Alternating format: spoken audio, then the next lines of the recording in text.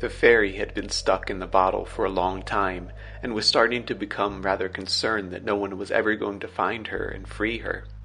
She whiled away the hours staring out of the green bottle, counting the bubbles in the water as she drifted downstream, and on occasion enjoying her surroundings, when she could see more than water, that is. She had no reason to believe that today she would be free, that it would be any different, any more exciting than yesterday. But it just so happened that on this particular spring day, a youthful warrior walked by, saw the bottle and the fairy in it, and stopped and released her. "Oh, thank you," said the fairy. "Now that I am freed, let me grant you a wish." "I want a perfect woman who will always be by my side," the warrior said, "fair and beautiful and always kind."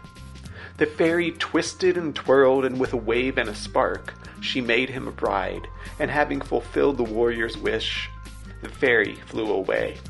The young warrior and this perfect woman walked back to their town as happy as can be. When they got back, there was a huge celebration, much rejoicing, for they had won their battle, and much drinking and dancing as well. His mates congratulated the warrior on his battle victory, and they sung until late in the night. When he found his woman again, the two talked, he proposed, and they agreed to be married in the morning. They laid down and slept, both as happy as can be, and in the morning the warrior awoke, but the woman did not. The warrior furiously trudged into the forest to find the fairy, delving deep into the glades and hidden corners where no map had charted. The knots and vines seemed to block his every movement, but he slashed them mercilessly, as he was not going to stop until he found this fairy again. Eventually, as the sun was setting, he did find her deep in the hidden heart of the forest. He grabbed her in his hand and violently he shook her. "You little trickster!" he yelled. "Bring her back to life! Bring her back to me!" he demanded of the fairy. The fairy could not breathe and coughed. "My magic has its limits," she sputtered. "I got into that bottle as punishment for abusing my powers. You should be happy for the one night you received. Such a perfect love was not made to last anyway." The warrior growled, squeezed her tiny body in his coarse hands, and through his teeth spat. "Do not preach at me, little girl. Just bring her back." The fairy threw up her hands. "I would if I could to appease you, but alas, my magic is not strong enough. But the Star Woman, who lives by the moonlit lake, can certainly help you. But you best be cautious, for she is both powerful and wise." The warrior laughed, threw the fairy on the ground, and trudged off even deeper into the forest to find the Star Woman. "I am not afraid of any woman," he laughed to himself as he walked. "I am going to take the stars from this Star Woman and make her make me a wife who will love me forever." And when he found the Star Woman, that's exactly what he did. He beat her and raped her, and then he stole all of her stars and magic and began his journey home. It was dark. The walk back was cold. The wind seemed to be at his face the entire time. He could barely see, but somehow he made it back, and when he did, he took some of the magic from the Star Woman's bag and brought it to the perfect woman's lips, who sputtered awoke from death. She smiled at him, and the two were soon thereafter wed. The warrior and his wife never argued, be he out with friends drinking or conquering lands or laying with another woman. She was always loving, always kind, and when people would ask him about this, he would simply say, "She is the perfect wife, isn't she?"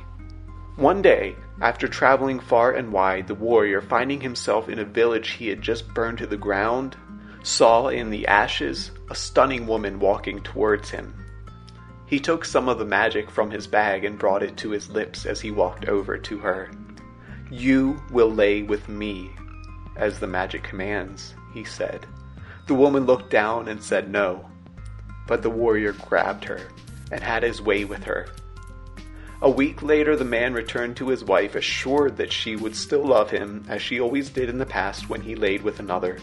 When he mentioned it, she simply brushed it off as unimportant and simply smiled and told him that They had a baby on the way. The warrior's wife was quite happy as she thought about their future together, about the family they would soon have.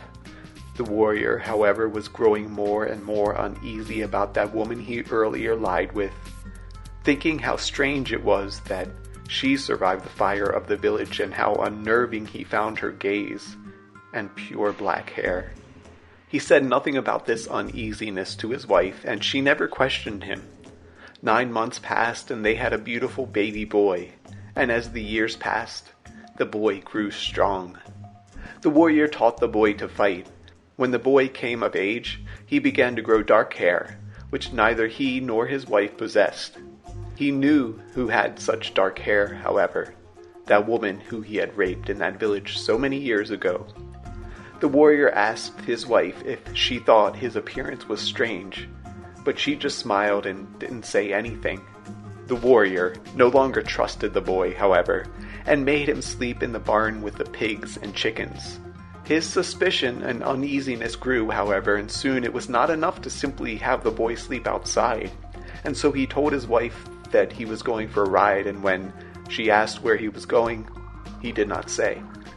He quickly found the dark-haired woman, still wandering the ashen fields, and she laughed when he accused her of some dark magic, telling him that magic has its limits and he should have respected its power.